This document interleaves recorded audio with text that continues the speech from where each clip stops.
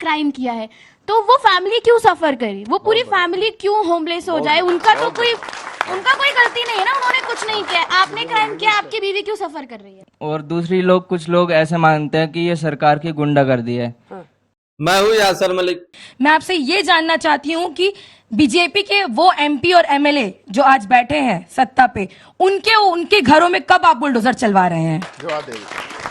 और आप देख रहे हैं अपना यूट्यूब चैनल YS3 न्यूज। मेरे सवाल कुछ और था, आप जवाब इसका सवाल का यही जवाब है।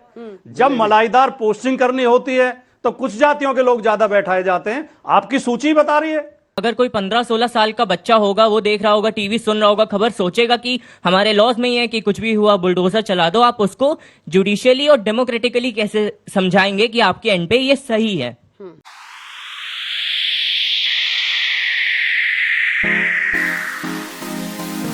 बुलडोजर की कार्रवाई को लेकर स्टूडेंट के तीखे सवालों से घबराए बीजेपी के प्रवक्ता।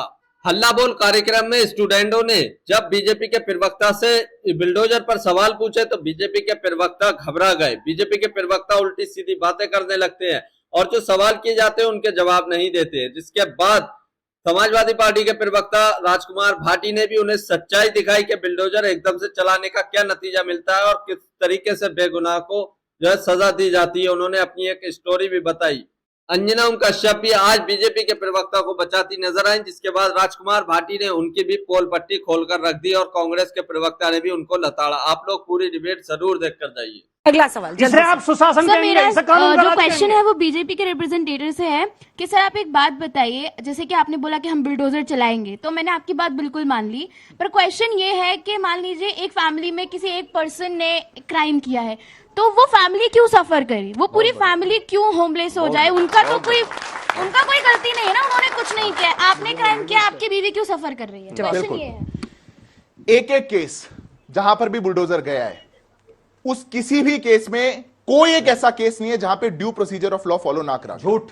वहां पर नोटिस दिया गया, हमने एफिडेविट में दिया, आपके सामने नहीं कह रहा, हमने सुप्रीम कोर्ट में एफिडेविट। मैं उपाध्याय जी आपके बीच में नहीं बोल रहा हूं, सुनने की हिम्मत रखिए। ये मैं आपके बीच में नहीं बोल रहा हूं, सुप्रीम कोर्ट में जो अभी वर्तमान केस चल रहा है, हमने एफिडेविट में दिया है, उत्तर प्रदेश की सरकार ने लिख करके। एक एक केस में अगर कोई जमीन इलीगली एनक्रोच्ड है, इलीगल कंस्ट्रक्शन वहां पर हुआ है, किसी ने वहां पर नोटिस लगाया, नोटिस का कोई जवाब नहीं आया, उसको खाली करवाना है, बुलडोजर चलवाना है, न्याय संगत क्यों ना चले? क्योंकि आपका वोटर है।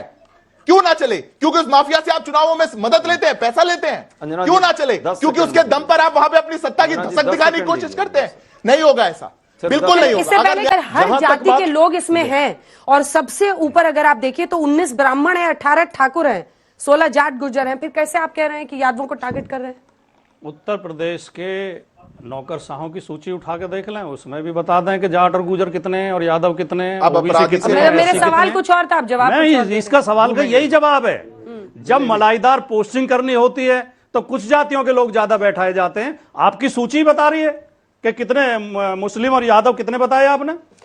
64 मुस्लिम, 64 मुस्लिम और 19 ब्राह्मण दूसरे नंबर पर। यादव अच्छा, आपको दो सही मतलब है? नहीं, अभी बताते हैं 16 यादव, 16 यादव, तो यादवों से ज्यादा तो ब्राह्मणों। अरे सर, हम तो कहते हैं कास्ट सेंसस प्रवक्ताओं की भी कराइए, आधों की छुट्टी हो जाएगी, जनता की नौकरियों में कास्ट सेंसस है। 10 सेकंड मुझे दे दीजिए। और प्रवक्ता कौन जाति से कहां पर किसकी चलती है, मैं तो लिस्ट देती हूँ आपको। ये तो मैं कहता हूँ एंकरों की भी करा लीजिए। हाँ, कराइए सर, छुट्टी एंकरों की भी हो जाएगी। लेकिन एक बात है, राहुल गांधी जी ने अभी राष्ट्रीय सचिव हम लोग हमारे टीम को गठित किया है नया, 70% ओबीसी SC ST के लोग हैं। आप लिस्ट निकाल कर देखिए, 4 दिन पहले हमारी लिस्ट राष्ट्रीय कमेटी की।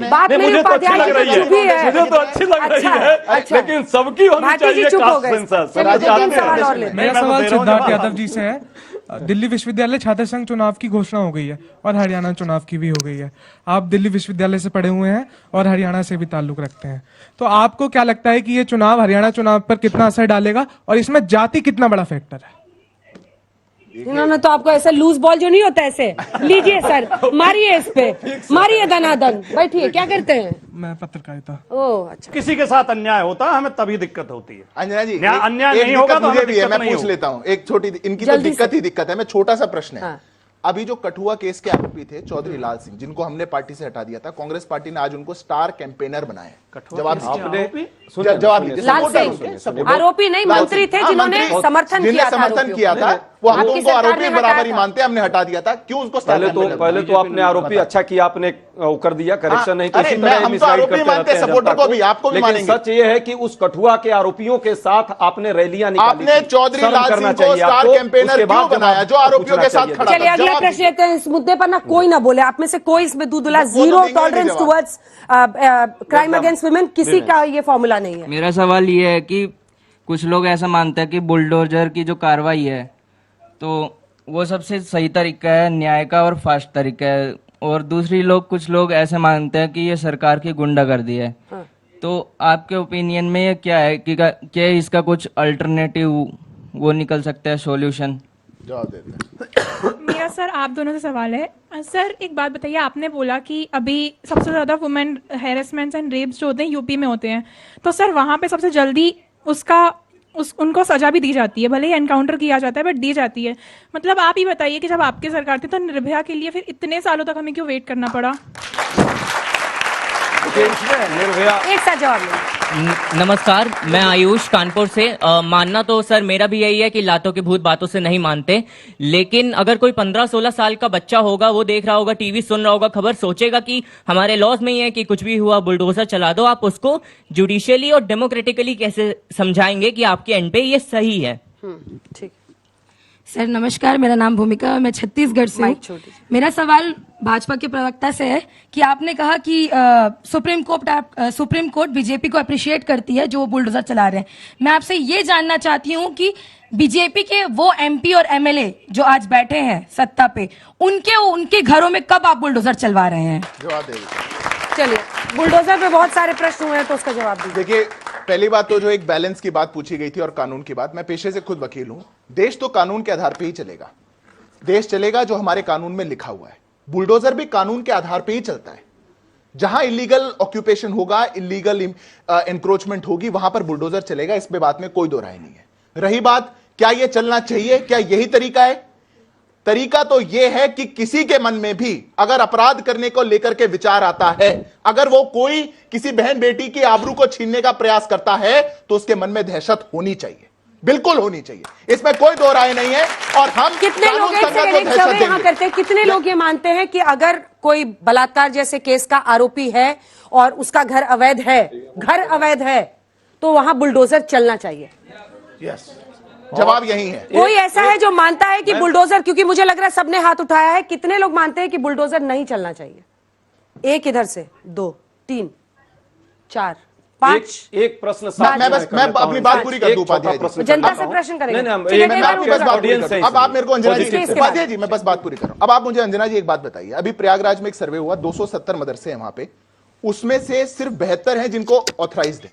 वीडियो को पूरा जरूर देखकर जाइए, अभी आगे और क्वेश्चन होने वाले हैं बुलडोजर का लेकर, जिसके बाद बीजेपी प्रवक्ता कुछ भी जवाब नहीं देने के मूड में लग रहे हैं, और यहीं पर राजकुमार भाटी से भी भिड़ंत होने वाली है, तो पूरी डिबेट जरूर देखिए। आपकी अगर सरकार होती, इलीगल इंक्रोचमेंट होता, मदरसे ऐसे चल रहे होते, उनको कब्जाई हुई जमीन पर अगर ऐसे चल रहा होता, आप क्या करते? आप जवाब दे दीजिए, क्या करेंगे आप? देखिए, और निर्भया पे सवाल था उसका उस पर भी, हाँ। कि निर्भया में भी 8 साल लगे इंसाफ जरूर में। लगे, लेकिन इंसाफ हुआ। निर्भया बेटी को इंसाफ मिला, उसके घर वाले को इंसाफ मिला, और 8 आज साल। उनकी मां आज भी इस बात को अप्रिशिएट करती हैं प्रक्रिया के तहत।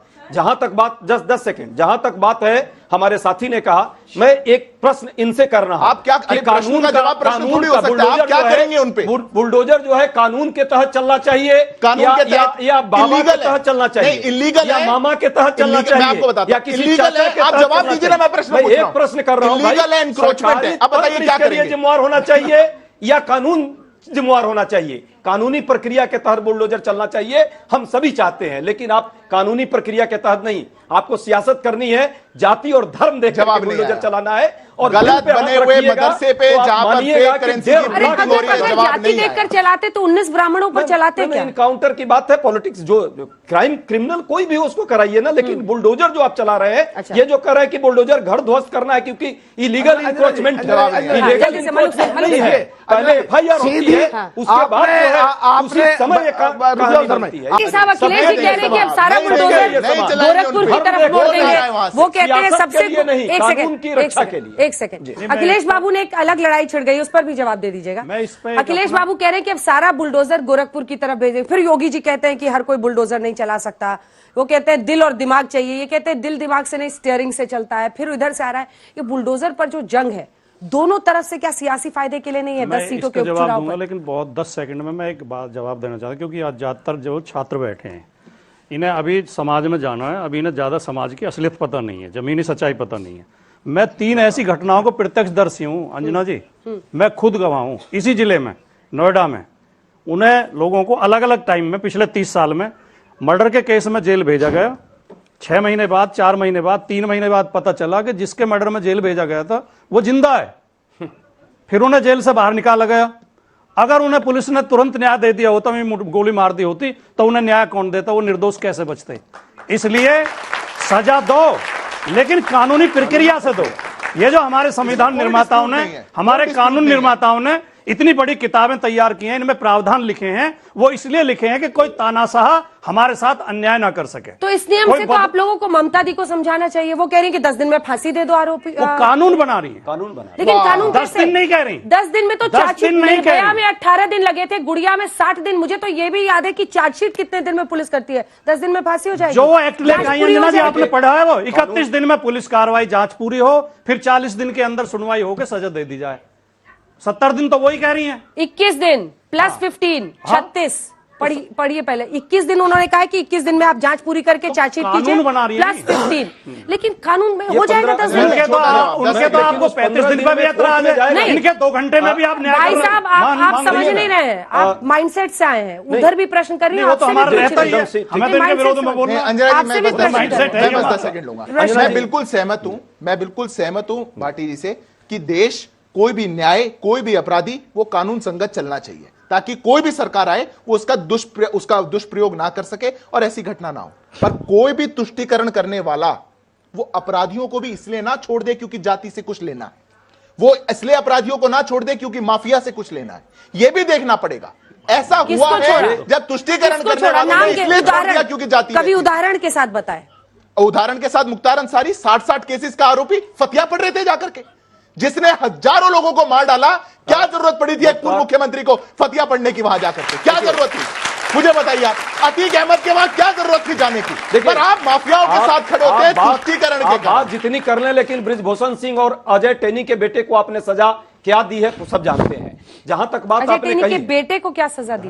अजय टेनी के बेटा जो सरेआम किसानों पर जो है टायर किया था, सबने देखा था। तो ये सब जानते हैं, इसलिए दोहरा चरित्र नहीं चलना चाहिए। तुष्टीकरण की बात करते हैं, देश में उन्माद, धार्मिक उन्माद पैदा करना इनका जो है पेशा रह गया है। वो ये लोग यहाँ पे ज्ञान बांटते हैं, प्रवचन मत दीजिए। सच्चाई है, देश में आप कानून व्यवस्था संविधान के दायरे में ला करके जो करना है कीजिए, लेकिन संवैधानिक प्रक्रिया के तहत, कानून की प्रक्रिया के तहत होना चाहिए। ऐसा लगता है कि योगी जी योगी जी अब पहले तो आप लोग मतलब मुस्लिम्स को टारगेट करते थे, अब MY को टारगेट कर रहे हैं, क्योंकि आपको लग रहा है वो कोर वोट बैंक है इनका, कोर वोट बैंक है इनका, इसलिए उनको टारगेट कर रहे हैं 10 सीटों के उपचुनाव के मध्य। देखिए अंजना जी, मैं बिल्कुल इस बात को सिरे से खारिज करना चाहता हूं। ये इनका नैरेटिव है और किसी को नहीं फंसना चाहिए, किसी को टारगेट नहीं कर रहे हैं।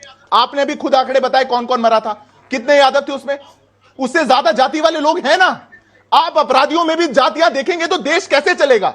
आप अपराधियों को यह देख करके चयन करेंगे कि ये अपराधी इस जाति का, ये अपराधी इस जाति का, ये मारा गया, वैसे मारा गया। जाति के आधार पे अपराधी की कोई जाति नहीं होती है। अपराधी अपराधी होता है और उसको अपराधी की तरह ट्रीट करते हैं। वीडियो अच्छी लगी हो तो इसको लाइक करें। जिस तरीके से यहाँ बैठे स्टूडेंट ने बिल्डोजर पर लेकर सवाल किए, उसके जवाब तो बीजेपी प्रवक्ता सही से नहीं दे सके। लेकिन मुख्यमंत्री जी नाम जो लेते हैं चुन चुन के लेते हैं। नहीं, बिल्कुल अंजना जी, आरोपी वो भी थे और आरोपी सब थे। जिस वहां पे पुलिस पे जहां पे कार्रवाई करी गई, पूरा थाना सस्पेंड कर दिया गया, उनकी जाति नहीं देखी। वहां के डीएसपी को ट्रांसफर कर दिया गया, उनकी जाति नहीं देखी गई। कार्रवाई सब पे होती है, दर्द अतीक अहमद पे होता है, दर्द इनको मुख्तार अंसारी पे होता है, दर्द इनको मोहित खान पे होता है। तो दोस्तों, आप लोगों ने ये पूरी डिबेट देखी। आप लोगों को ये डिबेट देखकर कैसा लगा? अपनी राय इस पर जरूर देकर जाइए। और जो हल्ला बोल कार्यक्रम में स्टूडेंट आए थे, उन्होंने जो बिल्डोजर को लेकर सवाल किए, क्या आपको लगता है बीजेपी के प्रवक्ता ने उसके सही जवाब दिए? अगर आपको लगता है हाँ तो कमेंट करें, और नहीं लगता है तो भी कमेंट जरूर करके बताइए। और जिस तरीके से राजकुमार भाटी ने जो बात बताई थी कि 3 ऐसे लोग जिनको मर्डर केस में अंदर कर दिया गया था, बाद में पता चला जिसका मर्डर हुआ है वो जिंदा है और फिर उनको बाहर निकाल लिया, अगर पुलिस कार्रवाई करती है ऐसा होता वैसा होता, तो जो है उसके बारे में आप लोग क्या कहते हैं, अपनी राय जरूर देकर जाइए।